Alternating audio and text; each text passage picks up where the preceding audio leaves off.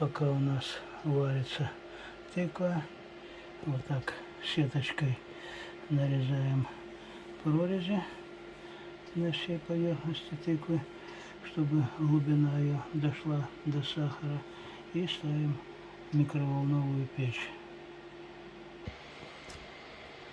Пока у нас 20 минут будет вариться тыквенная каша, вот вторую половинку тыквы насыпаем тростниковый сахар, столовую ложку, и вот ножом делаем такие надрезы, чтобы глубина достала до этой ложечки, вот так вот, но так, чтобы не проткнуть всю эту тыкву.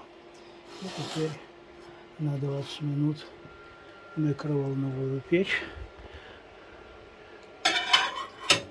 под колпак. При этом этого будет достаточно для приготовления. Отставим 20 минут.